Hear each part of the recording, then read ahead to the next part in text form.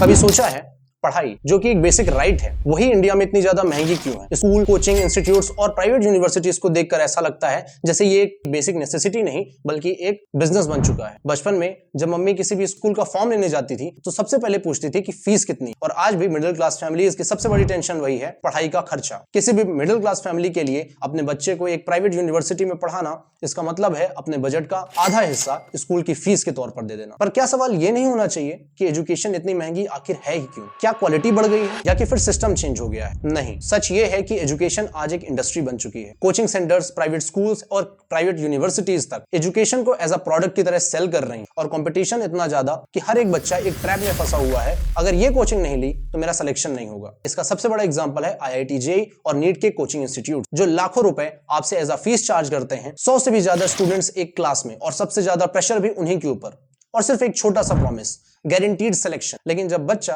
पहले अटेम्प्ट में ये एग्जाम्स को क्लियर नहीं कर पाता तब यही कोचिंग इंस्टीट्यूट्स उन्हें मोटिवेट कर रहे होते हैं ड्रॉप लेने के लिए। एक साल और ट्राई करो, अगले साल सिलेक्शन पक्का है। और फिर यही लोग हर साल नए बैचेस आते हैं, नया ड्रॉप ईयर, और ऐसा करते हुए 5 साल बीत जाते। चलो ऑनेस्टली बात करते हैं। इसके कुछ रीजंस हैं जो पता तो सबको हैं लेकिन इनके बारे में बात कोई नहीं करना चाहता। सबसे पहला रीजन, गवर्नमेंट स्कूल में क्वालिटी एजुकेशन है ही नहीं। इंफ्रास्ट्रक्चर वीक है और आज भी पुराना सिलेबस पढ़ाया जा रहा है। पर बात सिर्फ इतनी सी नहीं है, गवर्नमेंट स्कूल के टीचर्स पढ़ाना ही नहीं चाहते हैं। उन्हें उनकी सैलरी तो मिल ही रही है, और अगर वो नहीं भी पढ़ाते हैं तो कौन ही देखने आ रहा। इसको गवर्न करने के लिए हमारे पास कोई सिस्टम नहीं। लेकिन ऐसे भी बहुत से टीचर्स हैं जो पढ़ाना चाहते हैं, क्लासरूम में जाकर के अपने स्टूडेंट्स के साथ बैठना चाहते हैं और उनसे डिस्कस करना चाहते हैं, लेकिन वो भी कई बार नहीं पढ़ा पाते क्योंकि कभी इलेक्शन में ड्यूटी आ जाती है तो कभी कोई गवर्नमेंट काम आ जाता है, कभी कास्ट सेंसस आ जाता है तो कभी कोई सर्वे आ जाता है, या कोई ना कोई गवर्नमेंट के काम में इन्हीं टीचर्स को फंसा दिया जाता है और यही टीचर्स कभी क्लासरूम में जाकर के पढ़ा ही नहीं पाते हैं। और फिर हम कहते हैं कि गवर्नमेंट स्कूल में पढ़ाई नहीं होती। तो इनके पास फिर अंतिम में एक ही चारा बचता है, वो है प्राइवेट यूनिवर्सिटी।